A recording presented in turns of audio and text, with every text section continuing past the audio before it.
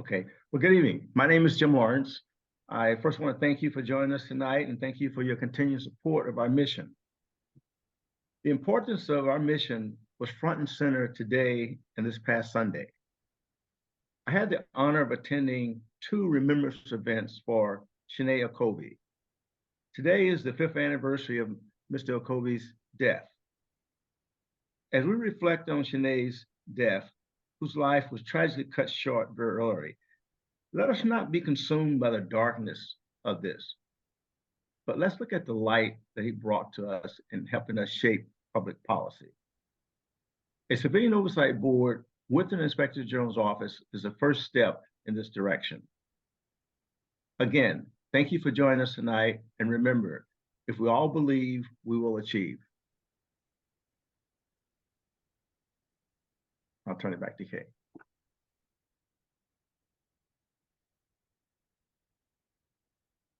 Good evening, everyone. We have the pleasure of having as our guest speaker, Allyssa Victory. Allyssa is a staff attorney at ACLU Northern California, which covers 48 out of 58 counties in California. Allyssa specifically works in the criminal justice program, where she focuses on legal advocacy, policy advising, and coalition organizing to improve law enforcement accountability, oversight, and practices. She is a lifelong resident of Oakland and outside of her job engages in civic leadership and local volunteerism. Allyssa, the floor is yours. Thank you. Good evening, all. Thank you so much for having me and for the important work that you're doing in San Mateo and inviting so many other counties here to be part of this conversation. Just to be clear, if people don't know what ACLU stands for, it's the American Civil Liberties Union. Our mission is to protect and to expand civil rights, civil liberties that are guaranteed in the United States Constitution, our federal, state, and local laws. I'm happy to see a lot of our chapters here tonight. So I'm going to present for around 15 minutes, and then we'll be open for questions or discussion. I'm going to be talking about sheriff's oversight in California, giving some very specific examples of some of the NorCal counties. And again, would love to hear more about some of the planned and upcoming actions that I know there's going to be call to actions after this. And I will share the slides. I've already shared them with the organizers of this event. If there's additional info or things that people request, happy to follow up. The first two slides are kind of an overview chart of where a lot of counties in Northern California are in terms of establishing sheriff's oversight. Sonoma County has had one of the longest standing oversight bodies. Their acronym is IOLARO, the Independent Office of Law Enforcement Review and Outreach, established back in 2015. They've done so much work, analysis, evaluation, and assessment that they even amended the board's powers by a county ballot that was called Measure P back in 2020 that our office was happy to be a co-sponsor on. Los Angeles has also had civilian oversight since 2016.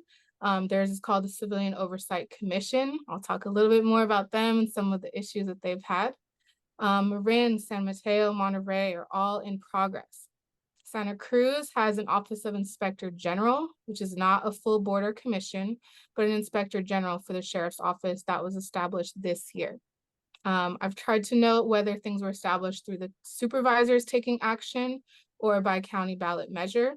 Some of the links here that are hyperlinked are either to the official websites for counties that have official oversight established, or to press releases or community input that is being led by the organizations and coalitions, many that are here tonight.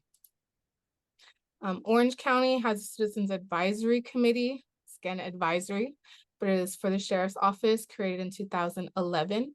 San Diego has actually had a Citizen Law Enforcement Review Board since the 90s, and that was created by ballot measure of the county voters.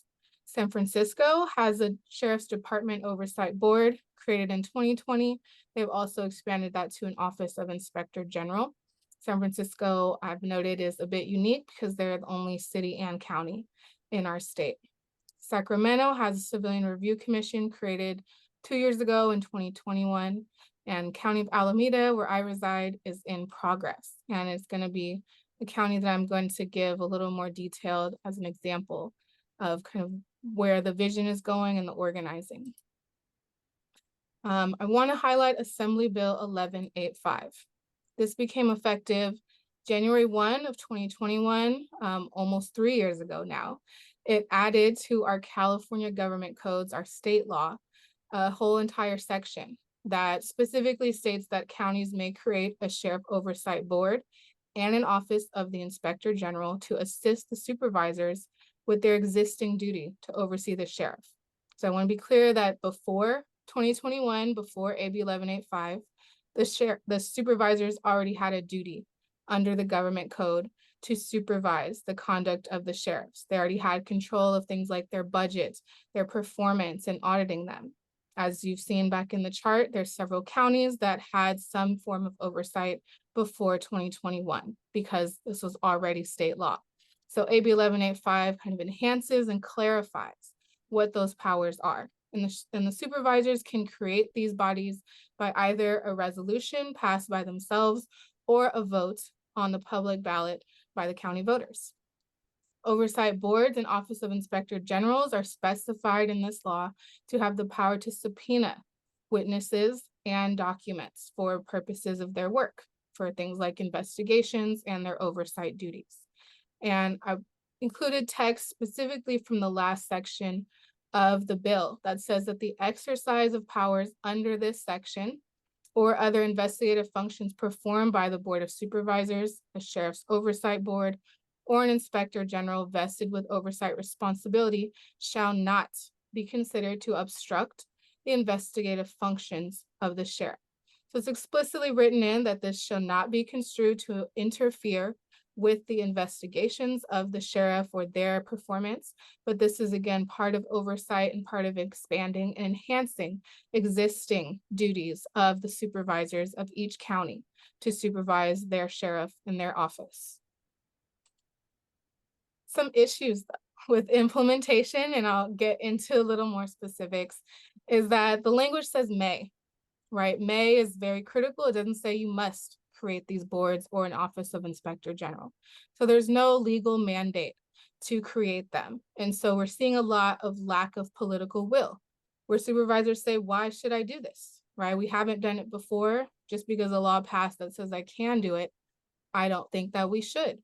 There's not a lot of political will, right? A lot of supervisors may be funded by law enforcement, sympathetic to law enforcement, have come from law enforcement themselves, and feel like this is an unnecessary step, or want to side with, politically hostile sheriffs and sheriff's offices that don't want an additional layer of oversight. So there's been a lot of unwillingness politically. And there's also been union opposition. I'll highlight specifically Sonoma County, which faced a lot of opposition from the Deputy Sheriff's Association when passing Measure P that was voted on by the county voters. And still those labor unions made labor charges saying that this violated their union rights, their workers' rights, to have oversight, to have independent investigations, to have people auditing their own investigations and discipline, to have people recommending policy changes, not demanding them, but again, overseeing the department and being a partner with the supervisors. There was a hard-fought litigation that we helped weigh in on with the County of Sonoma. Allyssa, Yes. Allyssa, can I just interrupt? Susanna asked if you would speak a little slower. Sorry, thank you for the reminder. Sorry, I get talking very fast. We joined in on a litigation with the County of Sonoma to oppose some of these claims that were made by the deputy sheriff's unions there to stop the enactment of the new powers of Sonoma's oversight body. We were successful. They still had to go back into what's called meet and confers with the union and still have some agreements with the union around how certain parts of the union of the oversight board's powers were going to roll out. Another problem or issue with implementation are the costs and timing, especially with ballot measure routes. They take a lot longer to get things on the ballot, to get a public vote, to do public outreach, voter education, engagement. But it still can be costly and timely, even if it's going through the supervisor's route. Most counties have asked for a minimum of 1% of what the sheriff is funded. That still seems to be a large sticking point with many counties who don't want to add that 1% of financing to this oversight body. Again, there can be a long process that I'll give an example of how drawn out even the county supervisor resolution route can take to get this even implemented in counties. Another example, an issue that we're seeing is that there's many counties, supervisors that are trying to push to appoint law enforcement to this board. Law enforcement should not be overseeing law enforcement. They already have internal mechanisms like internal affairs and their own investigations. And they have state law that is allowed to have law enforcement review and investigate our police and sheriff agencies. Civilian oversight is about civilians, non-law enforcement, being empowered to affect change, to have more transparency, more partnership, and oversight over their law enforcement. The final one that I'll highlight is that often the board has no teeth. And what I mean by that is they lack power to make binding recommendations. Often recommendations don't have to be voted on by the supervisors, don't have to be addressed by the sheriff. A lot of times their recommendations for things like policy changes or greater engagement with the public are ignored. And the sheriff will just say, no, we're not going to do that. We don't care how many months or years you've spent working on these recommendations. It can stop with the final authority of the supervisors or the sheriff.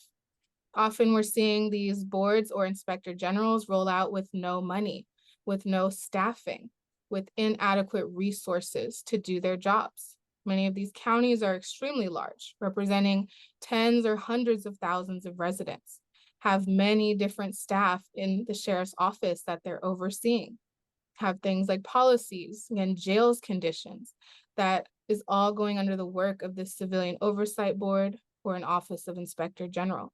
If they're not adequately funded, if they don't have the staffing, they don't have the resources that they need, they find a lot of barriers in doing their job and having enough force to make real impact. So some best practices that we want to highlight and encourage people to champion and advocate for in their counties is to have only civilian members on the board. What we're seeing in practice is that the sheriff attends these meetings, they get to weigh in, they get to be the final decision makers on things like policy recommendations. They can be consulted on things like ad hoc committees. They can attend, input sessions and town halls. They have a lot of voice in the process already. In the existing oversight that we see, they have a lot of input. Having civilians make up the board is extremely important to ensure that this is independent and that this is not just law enforcement patting itself on the back and reproducing some of the same problems that the oversight is trying to address. Again, subpoena power. This is explicitly written into Assembly Bill 1185 for a reason. LA County prompted the passage of 1185 because their sheriff's oversight body and their sheriff had a whole conflict with their sheriff refusing to comply with document subpoenas to provide documents necessary for the oversight body to review. They had to go through a lot of litigation and they said, let's just pass state law that says you have the right to have subpoena power, and those subpoenas, provide extra force from the courts to comply with requests for documents or witnesses to attend investigations. So it's important that that also is mirrored whenever local bodies enact a sheriff's oversight board. We recommend having both the board and an Office of Inspector General. As you saw in the chart, some counties only have a board. Some counties only have the Inspector General position. They're intended to do slightly different things, but to work together as dual arms of civilian oversight. The OIG does more of the investigatory functions, can even receive citizen complaints. And there's still never going to be enough to match the amount of work and staffing that the sheriff's office does. And so having both arms can strengthen oversight and their effectiveness. We recommend regular public reports. Just like we want to see more transparency from the sheriff's offices, we want the sheriff's oversight to put out reports of their work, of their policy recommendations, of their community engagement, so that there's records of what they're doing, so that they can build and expand on what they're doing, and so that other counties can learn from them. We also encourage diverse membership. Again, counties can be very expansive, can have many various communities of interest. We want to ensure that there's diversity in terms of racial, ethnic backgrounds, gender, age. We highly encourage having positions that are specific for people who've been directly impacted, including formerly incarcerated residents. We recommend training. Again, civilians aren't necessarily trained in what law enforcement does, what the law is, what things like subpoenas are, to ensure that they can do their job effectively. They should be having training on various aspects as soon as they get into their roles and are appointed. There should also be robust community outreach efforts, encouraging that with the sheriff, with the supervisors, but this is all to help the supervisors. So if you're not engaging with the rest of the county residents, it's hard to represent their needs and interests, and that's what the civilian oversight should be doing. Requirements that the sheriff or the board respond to the recommendations. As I said, often they don't have to do anything. They'll just receive them and say, we've received your report, and that's it. And we want them to have to actually say why they may oppose something, to have it on record that they oppose something coming from the board or inspector general, or that they have to actually, analyze, assess, is this something we would adopt? I know I'm a little bit behind time, so I will commit to stay till at least 7:40 to make sure I can answer questions. I'm gonna close out with just an example of Alameda County, where I live, where is one of our priorities for ACLU NorCal. A short overview is back in 2020, our oversight coalition formed. We submitted a one-pager to the supervisors saying these are some of the basic things we would like to see in an oversight board. From 2021 to 22, the supervisors hired a consultant to conduct community outreach that included town halls, listening sessions, and an online survey. The consultant then provided a presentation about the results of that outreach. County Council also provided a draft of an ordinance to create an oversight board and Inspector General's office. The coalition made red lines and provided our own draft back to the county. In 2023 of this year, our consultant provided further recommendations on how to actually create the oversight bodies. And our coalition again provided an updated version of our draft ordinance. Just last month, and you might have seen some emails going out from Fixin around the news, our supervisors did vote to hire a project manager to intentionally move this piece along. They're going to use an existing vacant position that's already funded, so we don't have to have a whole fight about budgeting for this one position. And we're hopeful that in our next steps goals is that we can resolve some of the remaining disputes around the actual ordinance draft, and that we can push the supervisors to introduce our coalition version of the ordinance and to pass it this year. And we want to ensure there's accountability of hiring that project manager position, that they are implementing the ordinance as we envision. Some of the remaining disputes are about the ability of the commission to hire its own counsel that's separate from county counsel, because county counsel represents the sheriff's office. They represent the supervisors. They represent them in litigation. They represent them if there's subpoenas. It presents an inherent conflict of interest to be relying on the same lawyer, the same legal advice, same confidentiality, when we know that there's going to be issues, as we've seen in other counties. There's disputes around how many commissioners and how they should be appointed. Our supervisors are suggesting 5. We're recommending 9, that 5 be appointed directly and 4 go through a public application process and still can be appointed from that pool. Our county is very large. We think 9 is not too many. And there's still a dispute around appointing former law enforcement members, which I spoke about earlier. There's a few, I'm not going to get deeply into it, but independent counsel Again, the main hook is that it's a conflict of interest. Counties are able to declare that it's a conflict, and county council can then allow people to hire private firms, nonprofits, any outside counsel. There's many legal authorities that support hiring of independent counsel. There's legal opinions, and there is nothing that prevents it in our state law. And I would ask that people check their own specific county charters to ensure that there's nothing that prevents the hiring of independent counsel. And usually it will require some type of conflict declaration. These are, again, some of the links to various legal sources and examples of existing counties and cities that have police oversight that are using independent counsel. It is something we strongly are pushing for in Alameda County that we encourage other counties to adopt. This is my end of my presentation. This is my contact information. Just want to note that many of the counties that are involved and that are listed as in progress have started a coalition for sheriff's oversight for the entire state, where we are sharing organizing strategies. We're encouraging each other and supporting the establishment of these oversight bodies countywide, and we'll soon be rolling out a webpage that helps people better navigate all of that material, especially for folks that are just getting into the issue or want to start organizing in their county. So I will pause and I will take questions now. Allyssa, thank you so much for that information. There are a couple burning questions in the chat. The first is, Karina's hopeful that some form of oversight will be passed in San Mateo County, but she's concerned about how strong it will be. What should we as community members be watching for as oversight is implemented and getting off the ground?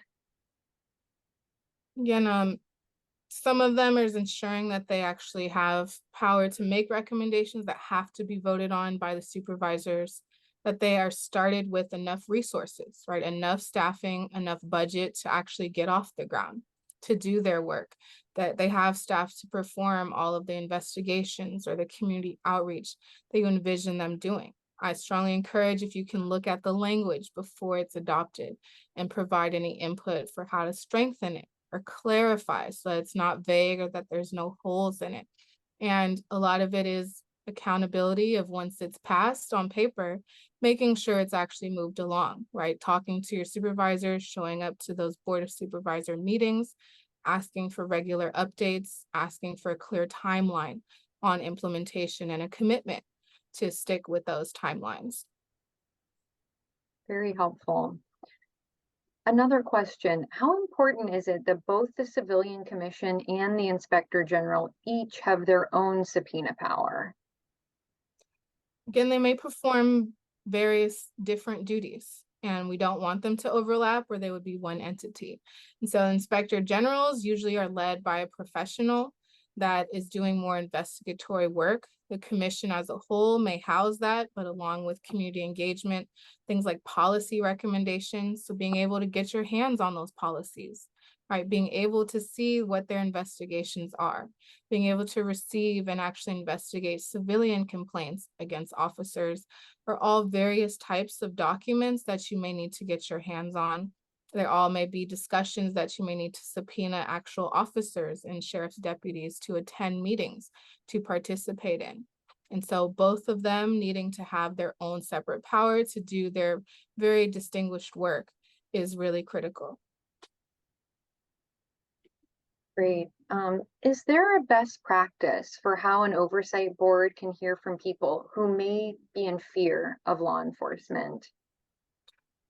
I mean, one of the main goals should be to increase the engagement around public safety and the sheriff. And often if people aren't feeling heard, are already afraid to go to the sheriff, right? Having civilians with non-law enforcement is really critical. Making sure that you're doing community engagement in a way that brings the board to people, not just having them on Zoom, but making sure they have language accessibility like you all have here, meeting people in spaces that are comfortable to them, in churches, in schools, in community centers where people live, right? It's easiest to meet people where they're already frequent, where they already know somebody else who's affiliated, partnering with trusted community organizations, right? They don't have to just be hosted by the commission, but it can be the commission with a community group. It can be the commission with Fixin San Mateo.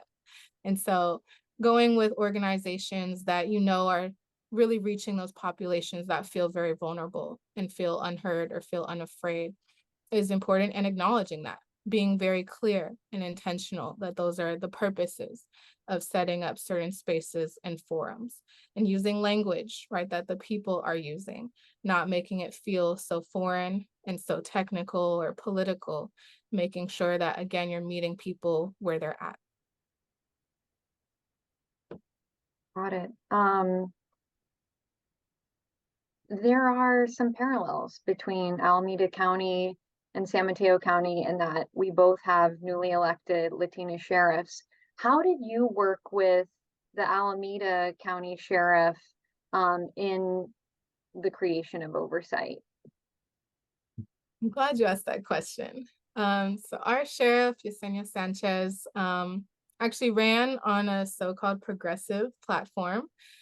She said that she supports and welcomes civilian oversight of her office, at least publicly. We've heard rumors that she's, flip-flopped a bit behind the scenes, but she publicly put that out there. And so it's a bit easier to hold her accountable to what she ran on in her campaign now that she's been elected in office. She did oust our longtime sheriff, who was very opposed to oversight and was kind of a hindrance in the early stages of this process.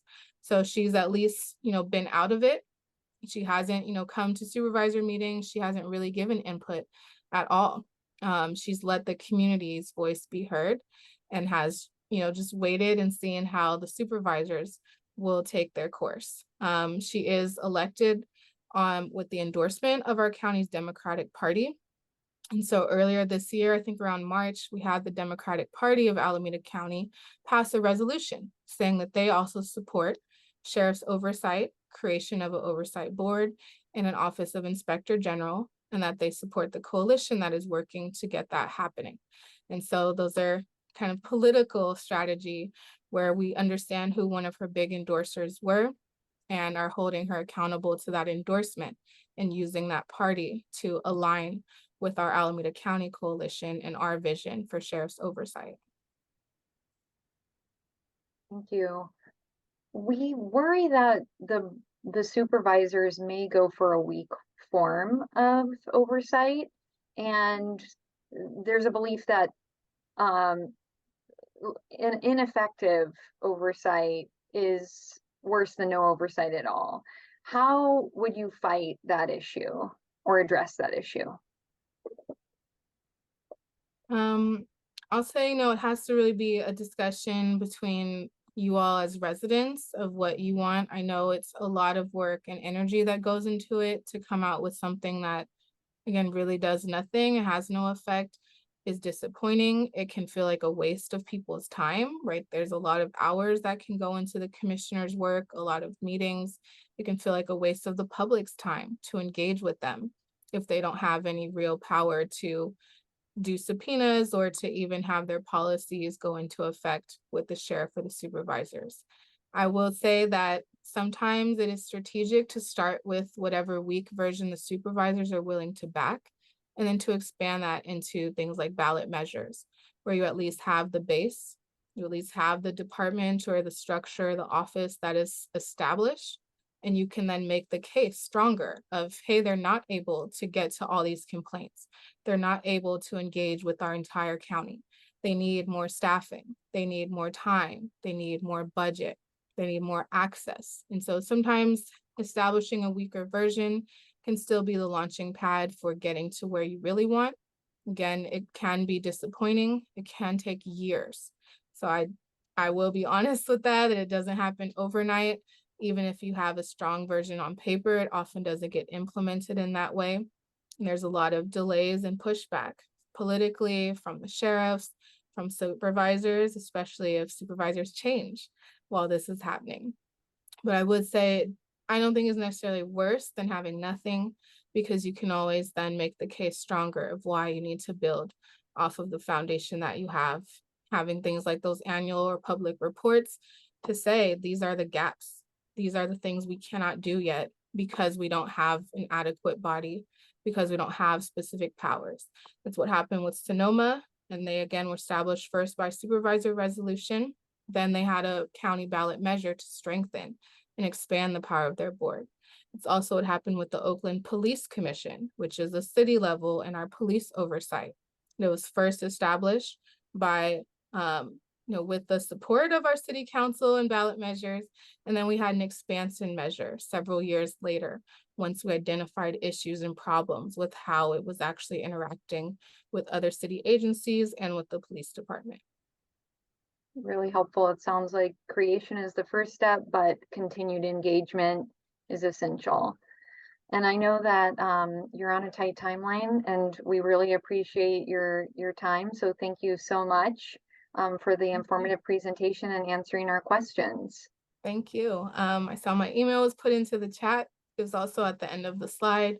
Feel free to contact me if you're interested in having ACLU support for your county's work, our chapter support.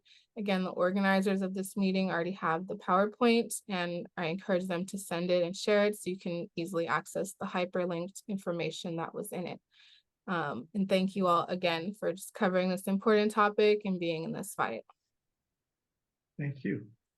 Thank you. And now I will pass it to Joy. Hi, everyone. I'll try to do some unnatural pauses for Suzanne, our interpreter. Hello, my name is Joy Passamonte Henry, and I am a Fixin SMC board member. I also happen to be a chapter leader for the ACLU's North Peninsula chapter. Our chapter serves the following cities in San Mateo County. There are a couple: Belmont, Brisbane, Broadmoor, Burlingame, Colma, Daly City, Foster City, Half Moon Bay, Hillsborough, Millbrae, Pacifica, San Bruno, San Carlos, San Mateo, and South San Francisco. Although our chapter can work on nationwide civil liberties issues, such as abortion, we do our best to focus on issues that affect us here in San Mateo County.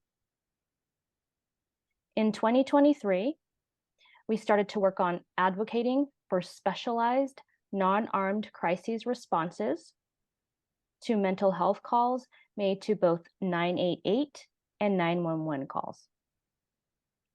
Over 2 years ago, one of our local projects focused on law enforcement oversight. Since Fixin San Mateo County's early days, many of our ACLU North Peninsula chapter leaders and volunteers have dedicated their time and expertise to making sure civilian oversight becomes a reality in our county. Both Fixin SMC and the ACLU North Peninsula chapter are passionate about the work we do and excited for our continued partnership. Thank you.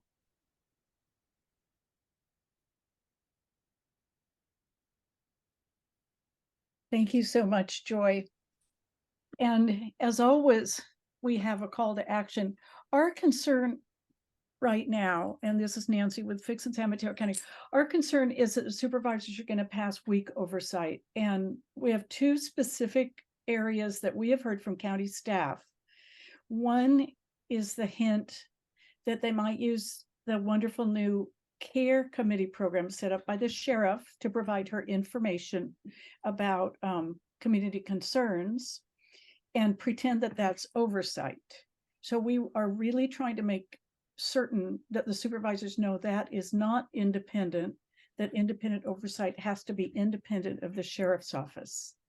If you're not familiar with the care committee programs, it's something that Sheriff Corpus campaigned on. She said she would set up a quarterly listening group in 3 parts of the county, North County, South County, and Coast Side, and she did it. But that's a listening group for the sheriff's office.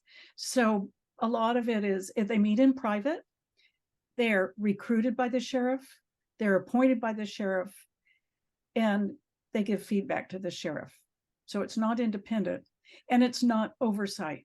They have no authority to ask questions, or actually no authority to get answers, no authority to get data, no authority to delve deeper if they have a question.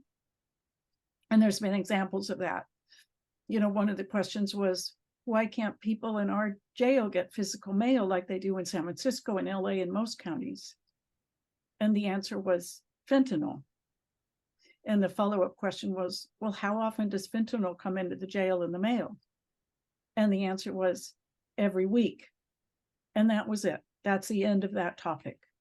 With a independent oversight board, they would go in and they'd look at what other counties are doing. How often do they get fentanyl problems? How are they managing to screen their mail so that people can still get their physical mail, like our incarcerated people were able to get up until a couple of years ago. So that's an example of how they don't have authority to get any answers. And the third thing they don't have any authority or mandate is to provide public reports. And that was one of the best practices that she had mentioned.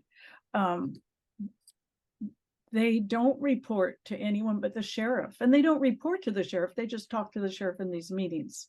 So independent oversight would require the inspector general, the way we propose it, and the civilian oversight board to put together regular public reports and share them openly with the board of supervisors and make recommendations to the sheriff. And why am I telling you all this? Because October 24th, they're probably going to have a study session.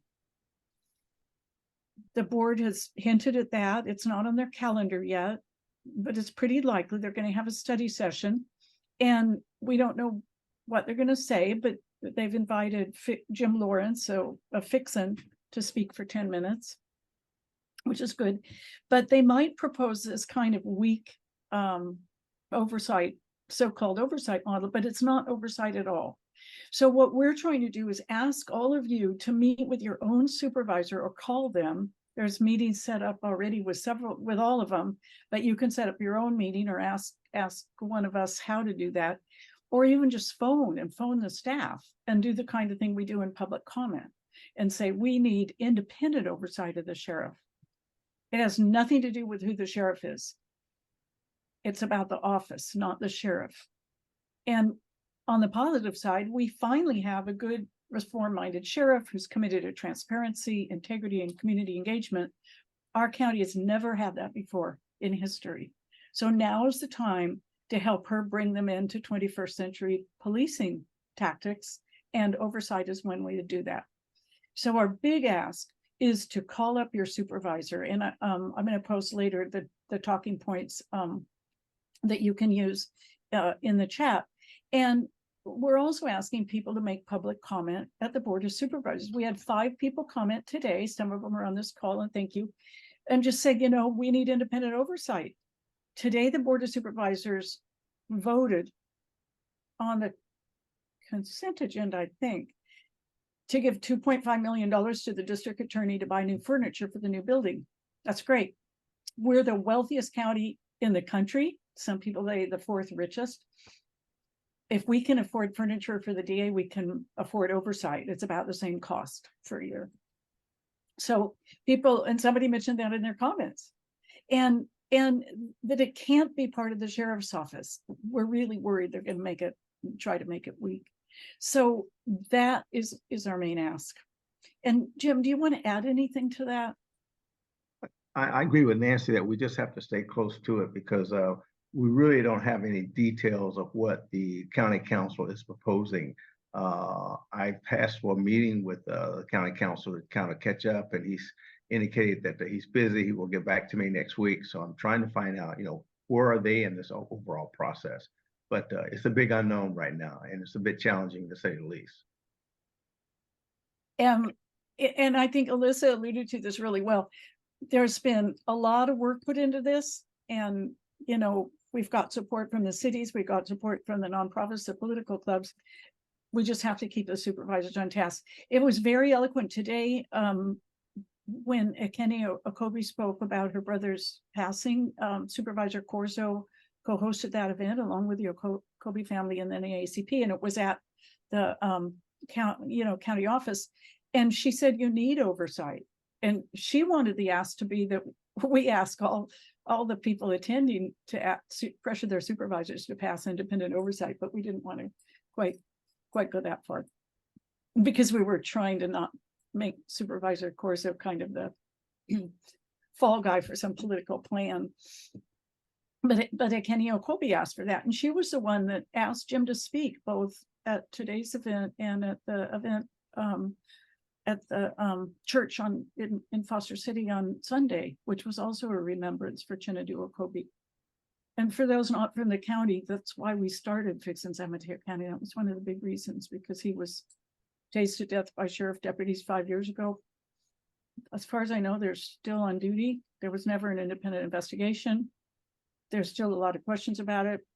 County said we didn't do anything wrong, but after 5 years, they gave the family $4.5 million, which is a lot of money if you didn't do anything wrong. And it would have paid for a couple of years of oversight. So yes, Karina, thank you for pointing out, and Elsa about the CARE program, that it could be ended by the sheriff. So we're in this funny position where all the board members have supported oversight, and yet we wonder if they're waffling. So anything that you guys can do to help would be great. And I think we're going to close. Bill has a quick question, because we're going to close with a gratitude exercise from RJ.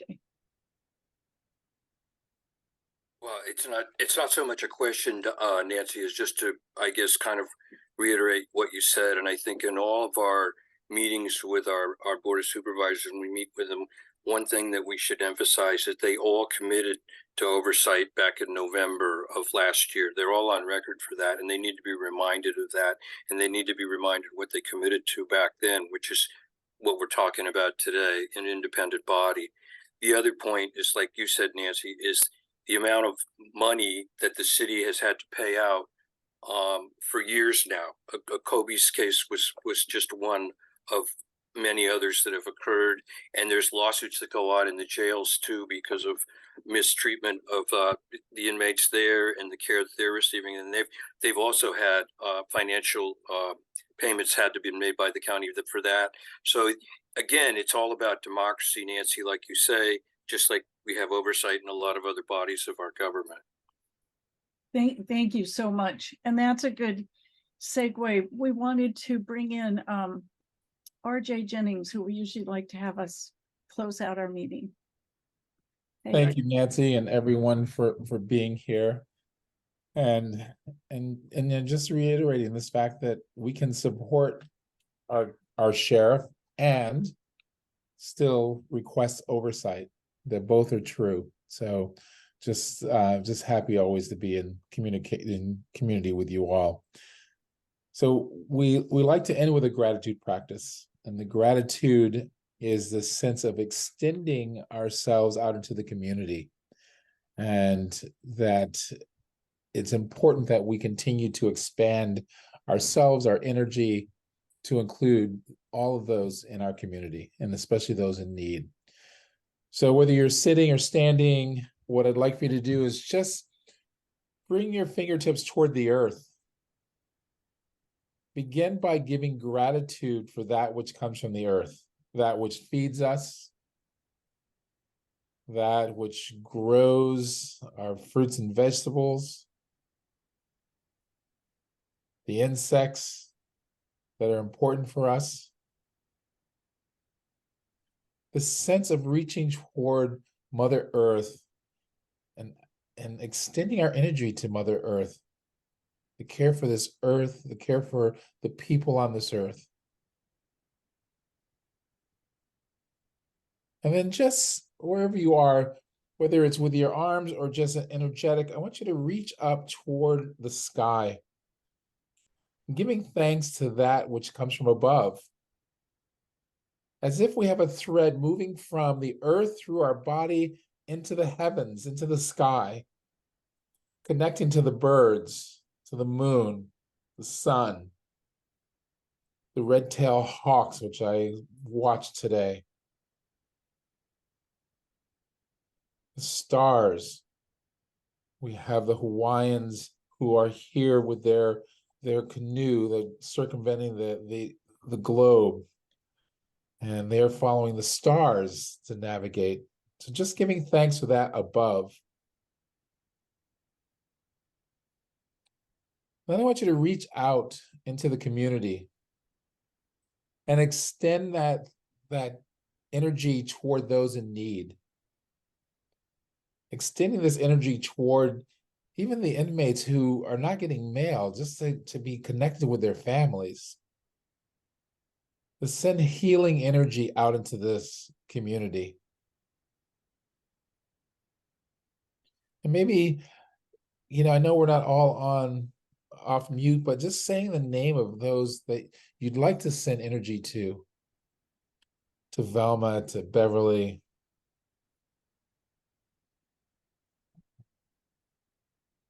And then bring your hands into your core. And I want you to take a moment to give thanks for your commitment. Thanks to you for showing up, for continuing to reach out. Thank you for committing to pick up the phone, to reach out to our supervisors and reinforcing the need for oversight. And I also want to thank you for reaching out and committing to getting 3 to 5 people to do the same. That's all we're asking.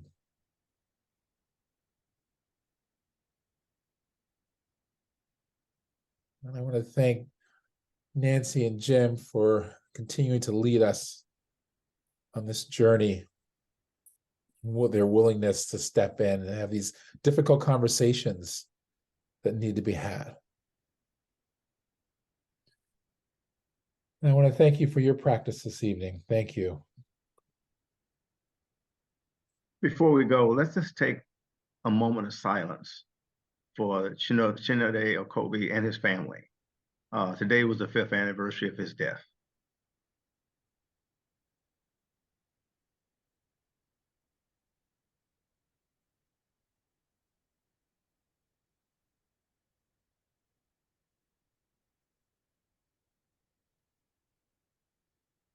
Thanks, everyone. I'm glad you took the time out to join us.